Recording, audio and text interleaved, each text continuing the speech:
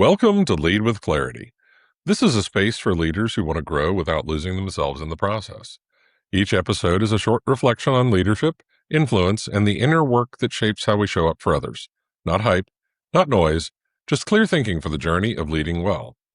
Today's episode is entitled Against Seeming Impossibilities. Here we go.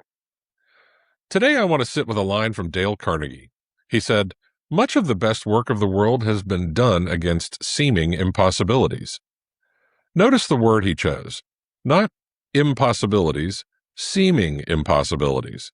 That distinction is this whole episode.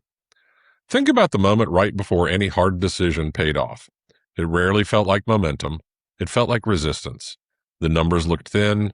The timeline looked unrealistic. Someone in the room, probably someone smart and well-meaning, said, "This isn't going to work." And the leader who moved forward anyway was not ignoring the evidence. They were questioning whether the evidence was measuring the right thing. Here's a misread I see most often. People hear a story like this and they think it's about grit. Push through, ignore the doubters, believe in yourself. That's motivational, but it's not quite what Carnegie was pointing at, and it's not useful either. Grit without discernment just gets you further into the wrong project faster. I've watched leaders burn through years of goodwill and capital on something that was, in fact, impossible because they'd confused stubbornness with conviction.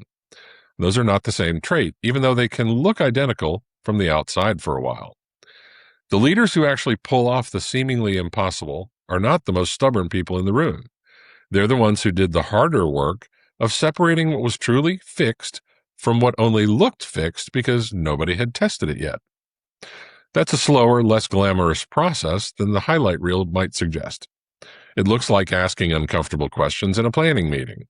It looks like running a small, cheap version of the thing everyone assumes is too big to attempt. It looks like being willing to be wrong quickly rather than right eventually, because being wrong quickly is how you find out which parts of impossible are actually true. So that's the reframe. Impossible is often a conclusion borrowed from precedent.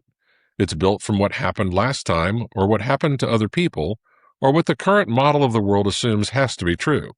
And precedent is useful right up until the moment that it's not. Every genuine breakthrough happens exactly at that boundary, where someone looks at the accumulated evidence and asks a different question. Not can this be done, but what would have to be true for this to work? And is any of that actually within reach? This is worth sitting with, especially now, because more of us are leaning on tools that are, by design, built on precedent. An AI model trained on the past will tell you with real confidence what has usually happened before. That's genuinely useful. I use these tools myself regularly. But it means the judgment call about whether this situation is actually like the last one or whether it's the exception still belongs to you. The tool can describe the pattern with impressive precision. It cannot tell you when you're standing outside of it because it has no way of knowing what the ground has shifted underneath the pattern it was trained on. That gap between what the data says usually happens and what is actually true right now in your specific situation is exactly where leadership still lives. It always has. The tools have just made the gap easier to overlook because their confidence can feel a lot like certainty even when it's not. Here's what I want you to carry forward. The next time something in front of you gets labeled as impossible, slow down before you accept that label.